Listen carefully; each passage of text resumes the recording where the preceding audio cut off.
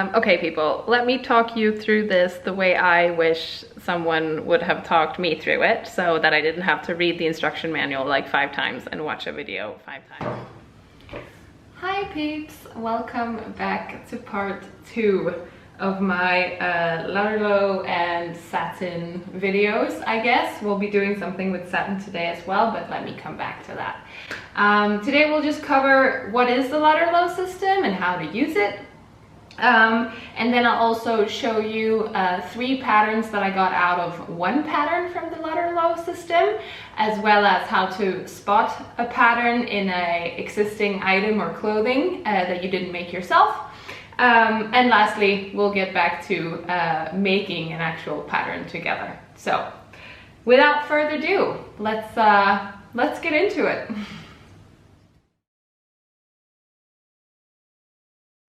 Okay, so the first thing I promised to cover is what is the Lutterloh system, and essentially it is a pattern drafting kit.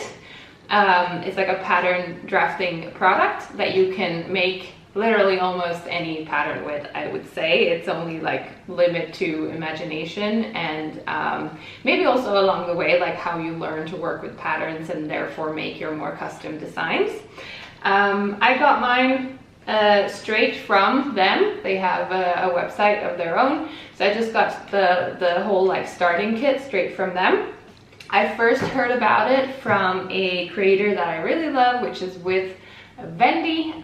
In the part 1 of this 2-piece video series, I also linked to a video of her, so if you haven't seen that, you can go back and find it.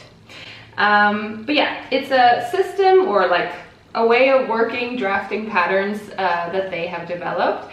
I think the cool thing about it is that the first step to it is very, very easy. You basically can create any pattern, any at all, from just 2 measurements. So you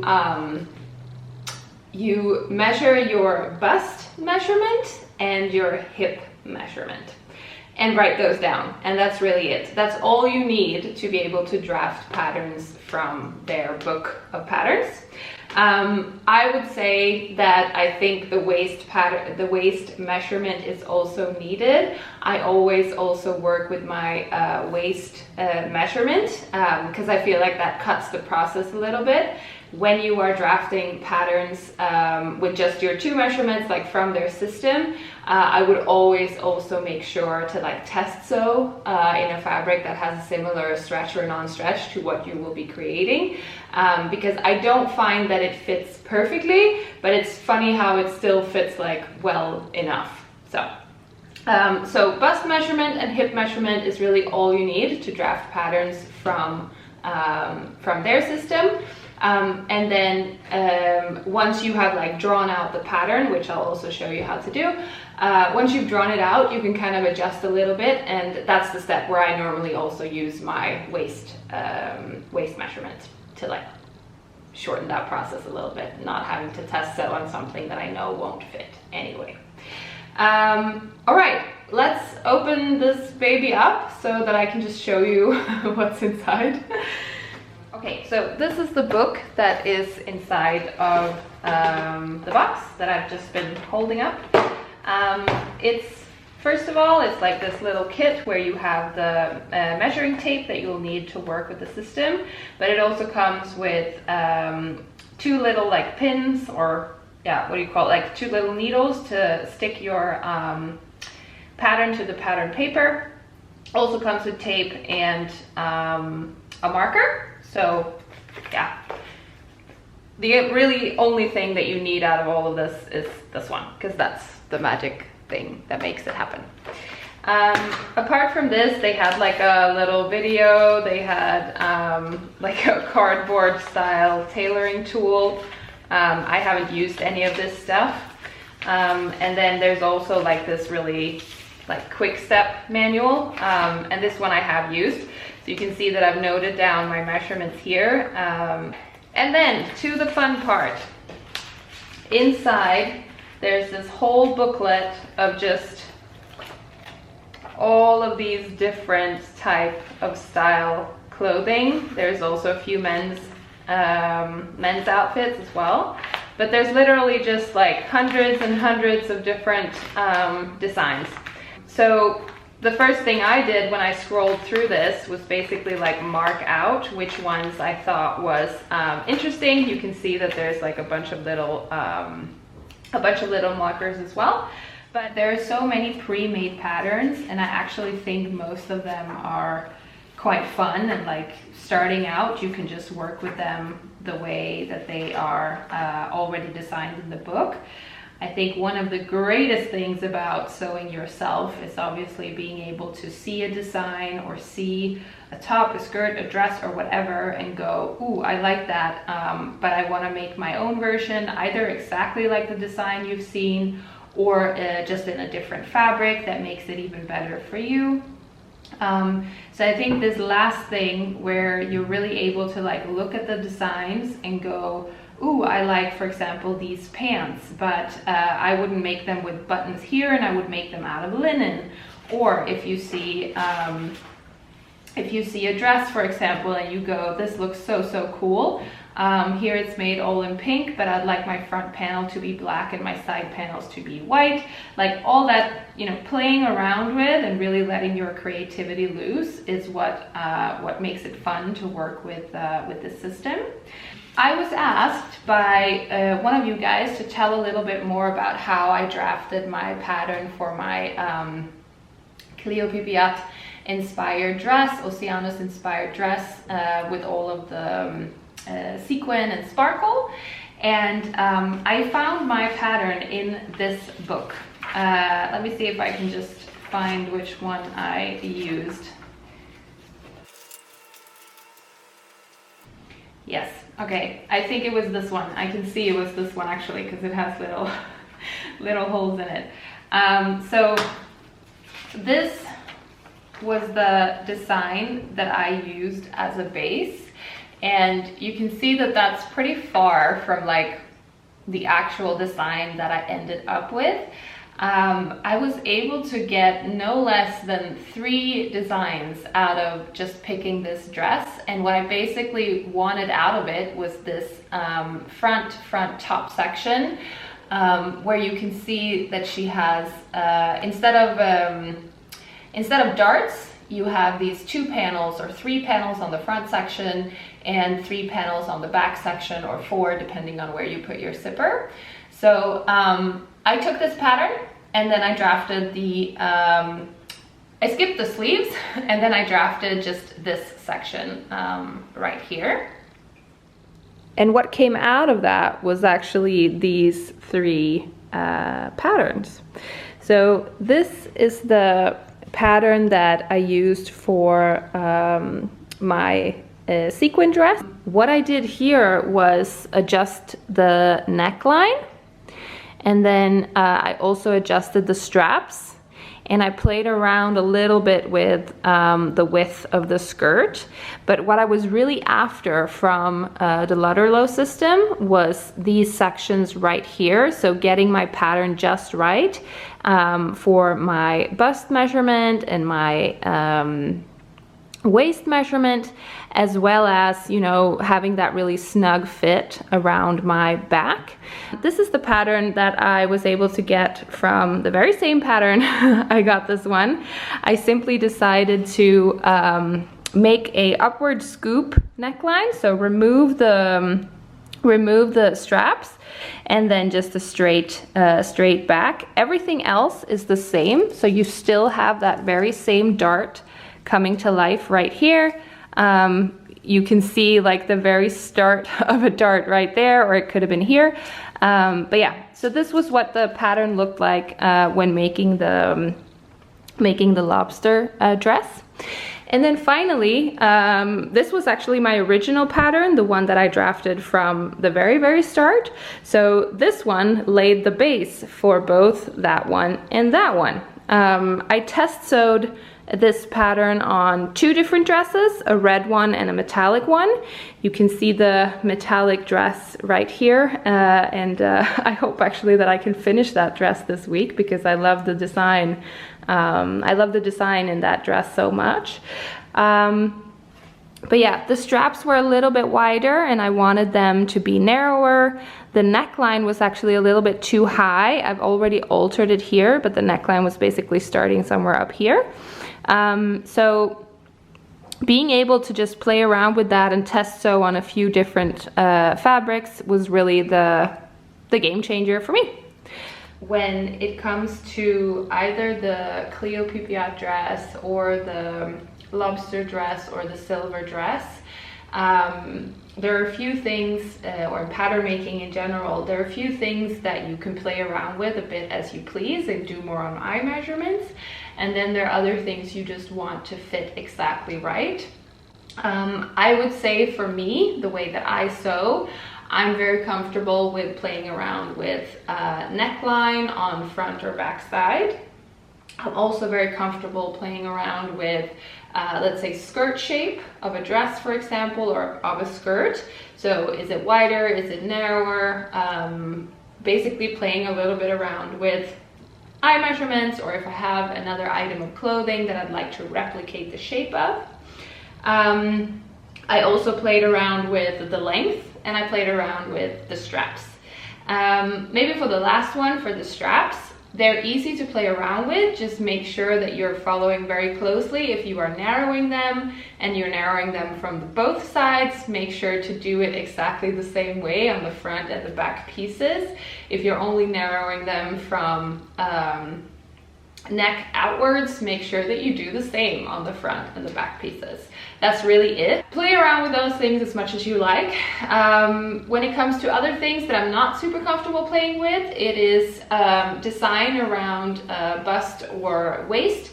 So I just, for some reason, like working with darts and stuff, I just want an existing pattern, and that's also why I chose to copy exactly this one.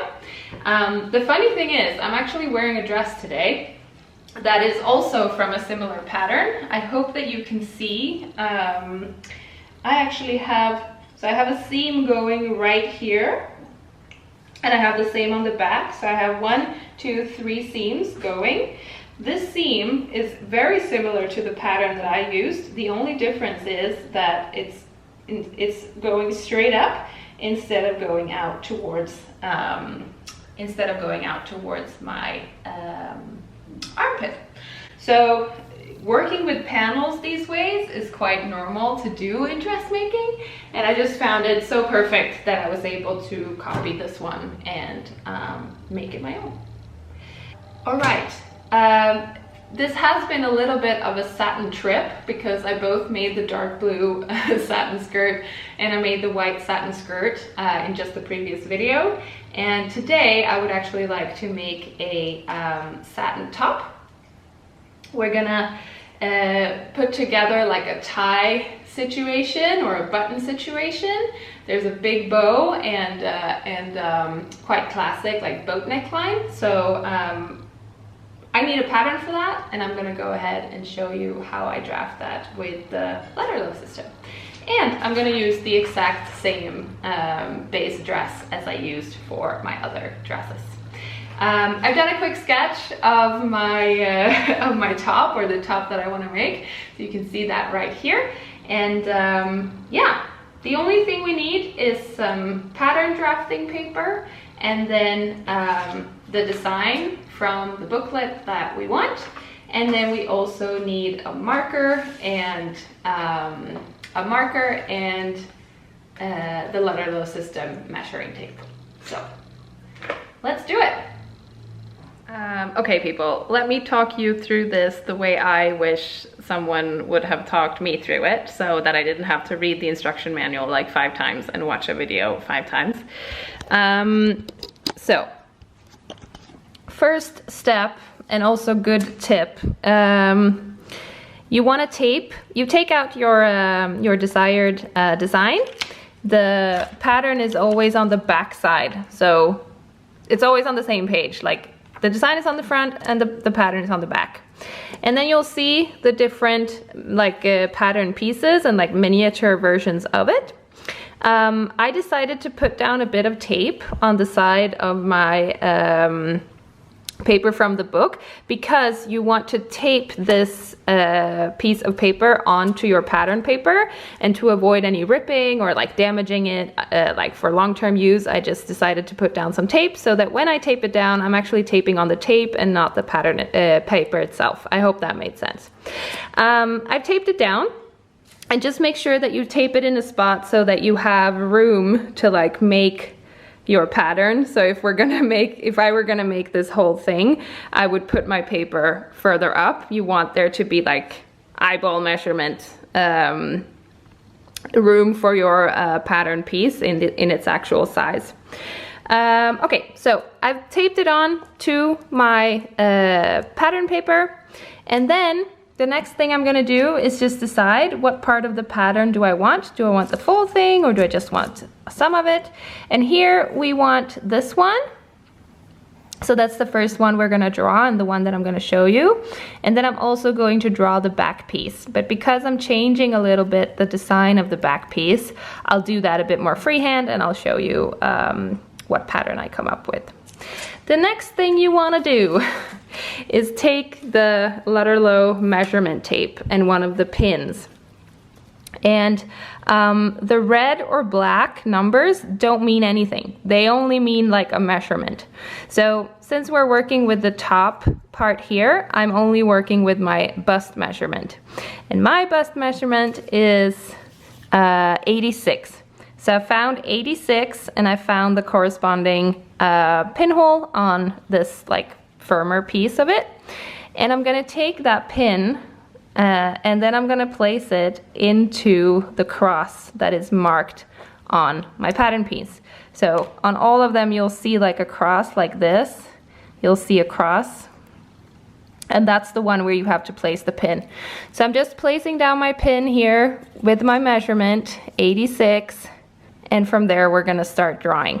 So let me free up my hands and put the camera on the tripod, and then I'll show you how I draw the top section. 86, I put the pin through the hole. I find my cross here and hold it like firmly. And then the first thing I do, you'll see here it says 23 and a half, 22 and a half, 24 and a half, 28, 25, and so on and so forth. You basically just start by making your first dot after your first, so you align it with that line and align it with that first dot.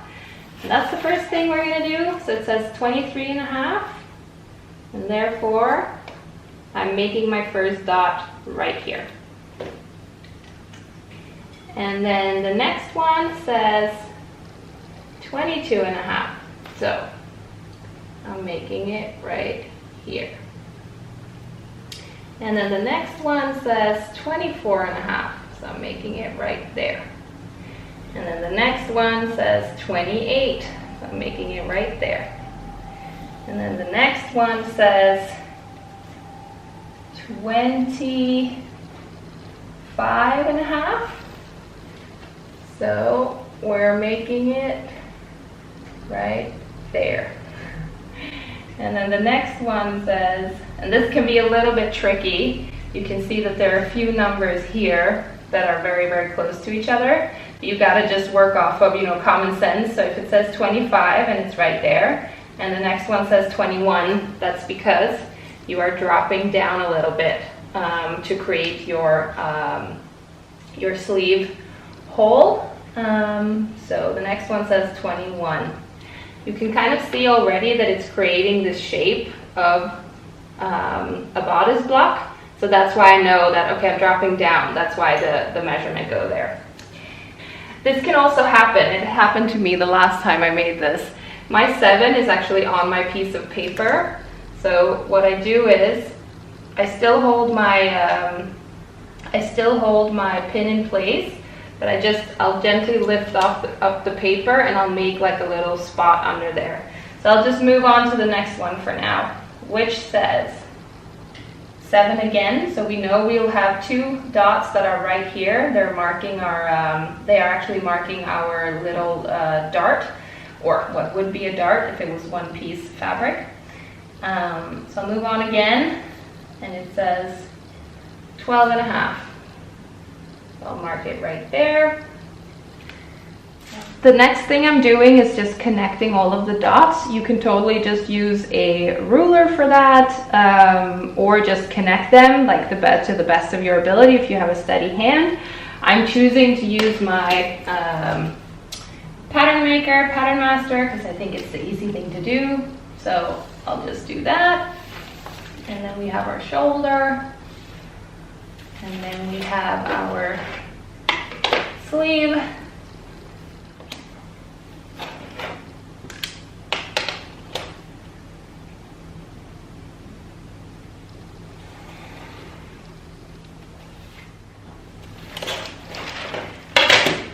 All right, you'll see that this now resembles a bit of a bodice block. I just made an extra line here because I want the curve of my side panel to be a little bit more enhanced. But I also said that I would like to make a boat neckline. So I'm just gonna raise my neckline a bit here. And then I'm gonna mark on my shoulder, how far out do I want my shoulder to be. So my neckline on the front would look something a little bit more like, all right, that's the front part of our pattern. This is gonna be cut on a fold. So I'm just gonna mark it, center, front, cut on fold, and then front side. Now I talked about my waist measurement as well, and that's where it comes in here. I know that this is probably too wide, so I'm just going to do a quick measurement of my waist, and then we might adapt this a little bit. All right, these are our two pieces, and then I'll make the back section and I'll show you all the pieces that I'll end up using in the end.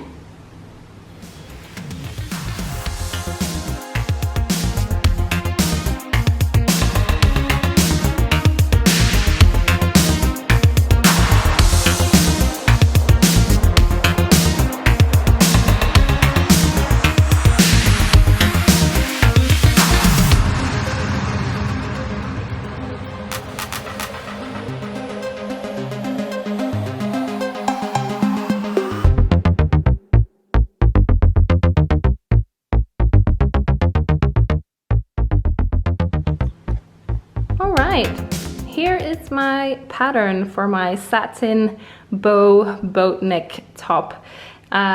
This video is already quite long, so let me make that a part 3 for you. I know that in between you'll probably have a vlog and maybe even a bonus video, but I promise to come back making this top. We have our front section where we have a 3 centimeter sleeve width. I have matched those 3 centimeters on the back piece. Then we have our darts. So we have our pattern piecing going down, we have our side front and our side back, and then we have our center back. And I'm gonna cut 2 pieces like this. Why does it have this long thing on it? Well, that's because we need that fabric to be able to make the bow on the back side, so that you tie it around the front and then make the bow on the back. And I have a feeling I'm gonna have to try that a little bit to see how it turns out. But yeah, I hope that was helpful in terms of the Lutterloh system. And that is all for today, guys. So I'll see you next Monday, and have a fantastic week. Thank you for watching and thank you for being here. Bye.